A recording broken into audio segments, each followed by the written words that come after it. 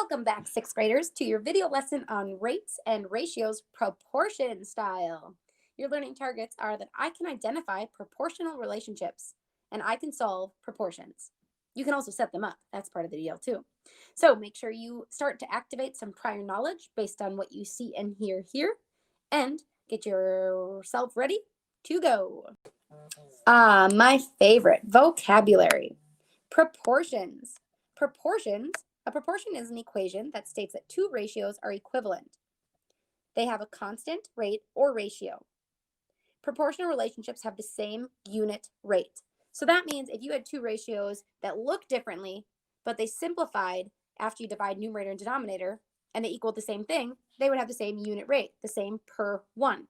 So for example, if I were getting paid $4 for 2 of my baseball cards, and my friend was getting paid $20 for 10 of their baseball cards, are those equivalent or are they proportional? Well, the same unit rate would be that we both are getting $2 per baseball card. So yes, so proportional relationships have the same unit rate. Here is a nice little visual for you of a proportion stating that two ratios are equal. 1/2 is equal to 3/6. 8 feet to 10 seconds is the same as 4 feet to 5 seconds. So again, they're not always simplified, but they are equivalent. When something is non-proportional, it means that ratios do not form a proportion. They are called non-proportional, so they're not equivalent. Cross products, other than simplifying to find the unit rate to decide if they are proportional, you have a method called cross products. Cross products of any proportion are equal. So if your cross products are not equal, it's non-proportional. So you can compare unit rates or cross products to identify if a proportional relationship exists. For example, on that 4/2, is that proportional to 20/10? If I do cross products, kind of like cross canceling from when we did fractions, 4 times 10 is 40. 2 times 20 is 40. Notice the cross products are equivalent. This relationship is proportional. So here are two proportional relationship sentences. So the important thing that we need to do is how to set up a proportion. We need to make sure that we are putting the correct parts together. So in this first sentence, it says, a baker can make 25 cakes in 4 days. At that rate, it would take 12 days for him to make 75 cakes. Setting up that proportion, I need to know that I'm going to do, the numerator is going to be the same in both rates. So in this case, I'm thinking about cakes per day. So on both of these, I'm going to have 25 cakes in 4 days, and that should be proportional to, then I would need cakes on the top here. So even though 12 comes first in the sentence, that doesn't mean it's going to come first here, because we need to keep them the same. So we have 75 cakes to 12 days. Cakes on top, days on bottom. Same on both. Second sentence, we have, during the last storm, 22 inches of snow fell in 7 hours. At this rate, in 17.5 hours, 55 inches of snow would have fallen. Set up the proportion for this situation. So what I can do now is I might do inches compared to hours, because that was what the first one said, and that makes sense to me. So I have 22 inches in a time span of 7 hours. That should be proportional then, if 17.5 hours pass, that 55 inches of snow should fall. So again, keeping consistent with your numerator and denominator within your proportions. So now we're going to be looking at identifying proportional relationships. So identifying if two rates are proportional to each other, and there are a couple ways to do that. One of them is to compare the unit rates. So find the unit rates of both of them and then see if they're equal. So that's what we're going to start with. A carousel makes 4 complete turns after 64 seconds and 5 complete turns after 45 seconds. Based on this information, is the number of turns made by this carousel proportional to the time in seconds? So it's showing us here that we're going to set it up seconds over complete turns. So it's very important to match up the numbers here. So complete turns, or 4 complete turns in 64 seconds and 5 complete turns in 76 seconds. The other part that's very important when you are setting up the proportions is that they're set up the same on each side. So you have seconds on top for both of them, and you have complete turns on the bottom for both of them. So the first one, 64 seconds in 4 turns and 76 complete turns. Nope, 76 seconds in 5 complete turns. So finding the unit rate. For this one, we're going to divide numerator and denominator by the denominator. So 64 divided by 4 is 16. So 16 seconds for 1 turn. Other side, we're going to divide top and bottom by 5. So 76 divided by 5 is 15 2/10 seconds for 1 turn. So now that we have them both as 1 turn, we can then compare our numerators. They are not equal. So then is this a proportional relationship? No, it is not. Okay, because they are not equal. The other way is that we can compare the ratios by comparing cross products. So again, the cross products are multiplying the diagonals on the two ratios here. So set them up the same way. Seconds over turns.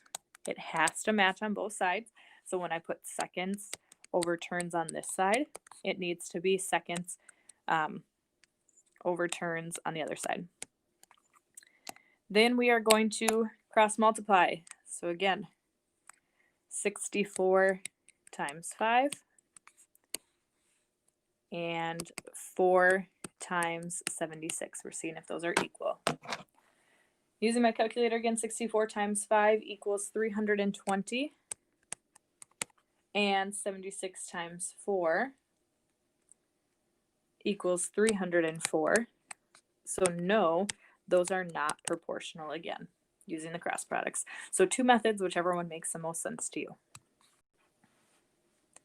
Okay, so here's where we'd like you to pause, try these on your own, and then come back and watch. You are determining if the 2 quantities are proportional or not. So the first example, 60 voted out of 100 registered, and 84 voted out of 140 registered. So I'm going to set this up as voted over registered. I'll just abbreviate it. And honestly, the way you set up the first one is not as important as long as the second side matches. So if I had flipped it to registered over voted, that would work as well. It just needs to match on both ratios. So 60 voted over 100 registered, and 84 voted over 140 registered. I'm going to use cross products on this one. So looking at the diagonals and multiplying them. So we have 60 times 140, and we have 84 times 100. Well, I know that this one will be 8,400. Then on the other side, 60 times 14. Oops, 140. There we go. Equals 8,400. So because they equal, the cross products are equal, then yes, this is proportional. Next one, $12 for 16 yards of fabric and $9 for 24 yards of fabric. So again, you could set it up money over yards or yards over money, but however you set up the first one, the other ratio needs to match as well. So I'm just going to do money over yards, just because that's the order that it shows up. So we have $12 over 16 yards, and we have $9 for 24 yards. I'm going to use unit rate on this one to determine them. So I'm going to divide the top and bottom by 16 on this one. 12 divided by 16 is 75 cents for 1 yard. this side, divide top and bottom by the bottom number. So I type it in my calculator, 9 divided by 24. Round to the nearest hundredth because we are talking about money. 38 hundredths for 1 yard. So because the price is not the same, then no, they are not proportional. So that's using unit rate. Okay, so now instead of being given two ratios to determine if they are equivalent or not, we are given a proportion and we need to find a missing part of the proportion to make the proportion equal. So I'm going to go in and look at this really quick. So some proportions can be solved using mental math. So we can see if we have 2.5 over 10 or 2.5 to 10 equals x to 30.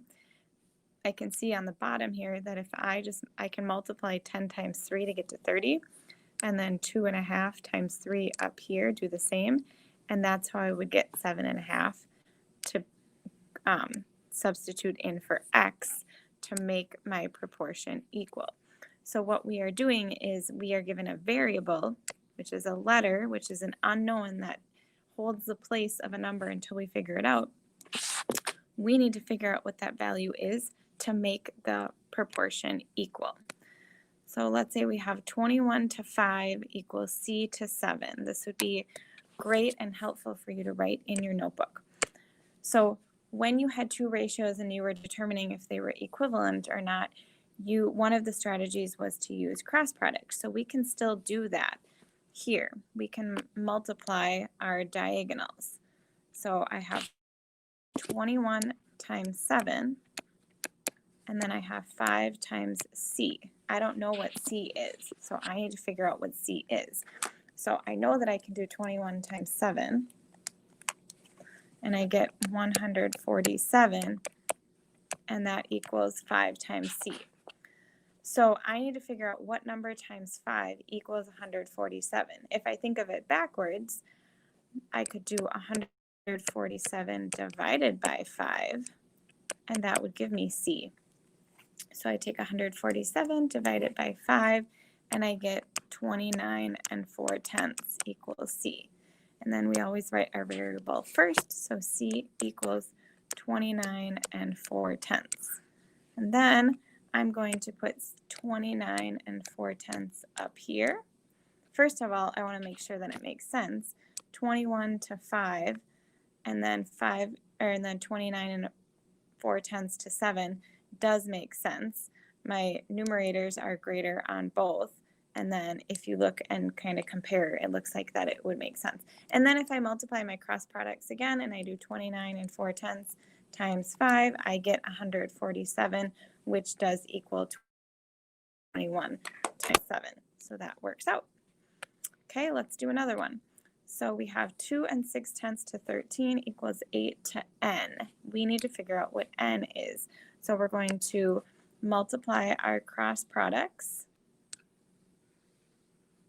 So we have 13 times 8 equals 2 6/10 times n. So 13 times 8 is 104 equals 2 6/10 times n. And then we can go backwards and we can do 104 divided by 2 6/10. That would equal n. So n equals 40. So if you think about it, really what you're doing is you're taking the diagonal that has the two numbers, so the diagonal without the variable, you're multiplying them, and then you're dividing by the third number. So 13 times 8 is what we did here, is 104, and then we divided it by that third number, n equals 40, and then we would check it to make sure that 13 times 8 does equal 2 6/10 times 40, and they both equal 104. So, all right, I want you to pause this video and try these 3 problems in your notebook, and then come back and check your work. So 16 to k equals 2 to 3. So we do our cross product, 16 and 3, and then 2 and k. So 16 times 3 equals 2 times k. 16 times 3 is 48. And then we're going to divide that by 2. So k would be 24. Then we check 16 times 3 equals 24 times 2. 48 equals 48. 2 to 6 equals 5 to 8, or 5 to h. So we have 2 times h equals 6 times 5. 2 times h equals 30. I know off the top of my head that h is going to be 15 because I know 2 times 15 is 30. So then you would just be able to put that in and be done. But we'll do 30 divided by 2, and that's how we get 15. So h equals 15. And then I'm going to check 2 times 15 equals 6 times 5. 30 equals 30. So it checks. And then lastly, we have 10 to k equals 2.5 to 4. So I do my cross products. 10 times 4 equals 2.5 times k. 10 times 4 is 40 equals 2.5 times k. And then we do 40 divided by 2 and 5/10. So I'm going to do 40 divided by 2.5, and then k would equal 16. So then I'm going to check 10 times 4 equals 16 times 2.5, and I get 40 equals 40. So it checks out. Notice how I have my answers circled. Notice how I have my work all nice and organized and neat all the way down vertically. I have my answer circled and then my check right below it. And now we have a couple word problems that we're going to set up as proportions and solve. So for every 18 people who have a sore throat, there are 2 people who actually have strep throat. If 72 patients have sore throats, how many of these would you expect to actually have strep throat? So we're going to set up a proportion and then we're going to solve. So we're going to have, we're going to make our proportion sore throat on the top, strep throat on the bottom. So we're told that out of 18 people who have a sore throat, 2 people actually have strep. The next number we're told is if 72 patients have sore throat. So that's how I know that 72 is going to go on the top. And then I'm going to just put any variable, any letter in to represent how many out of 72 would have strep throat. So notice both of these are sore throats. Both of these are strep throats. We also know that 18 and 2 go together, and then 72 and my new number that I'm going to find out go together. So it makes a huge difference how you set them up. Okay, so let me erase all that extra. And then we just solve like we did previously. So we're going to take our diagonals. So 72 times 2 equals 18 times x. So I know 72 times 2 is 144 equals 18 times x. And then I'm going to do 144 divided by 18. Divided by 18, I get 8. So that tells me that out of 72 patients, we would expect to have 8 with a strep throat, because that makes sense. Out of 18 people, 2 people would actually have strep throat. So out of 72, it makes sense that about 8 would have strep throat. And then Salvador can run 120 meters in 24 seconds. At this rate, how many seconds will it take him to run a 300-meter race? So I'm going to do meters over seconds. I'm given 120 meters over 24 seconds. And then we want to make it equivalent to 300 meters, and we want to know how many seconds would it take him in 300 meters. So then I do my solving like before, 120 in x, and then 324. So let's set it up right here. 300 times 24 equals 120 times x. So I'm going to multiply or put in my calculator 300 times 24. I get 7,200 equals 120 times x. So I'm going to do 7,200 divided by 120. That's going to give my x. So 7,200 divided by 120 is 60.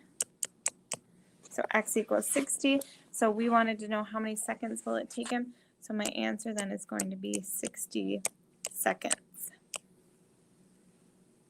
And up here with the 8 with the sore throat and the strep throat, this would be 8 people with strep throat. I should have added that on before. All right, people, time to show us what you know. So this is your you do page. Make sure you do it. You're welcome to use a calculator, but still show all of your work. What were you doing? Don't forget to post it to ClassKick. Try your best. And the telltale sign. Look over your notes. Do you have your title, learning targets, vocabulary words, and definitions? Are your examples neat and readable? Can you use these notes to show somebody and explain these concepts to a friend? Rewatch any section of the video that you might need. Try practice problems. iExcel is always available to you. And as always, you can use your notes when completing assignments and assessments. Also, bring these to Zoom. If you have questions, please ask.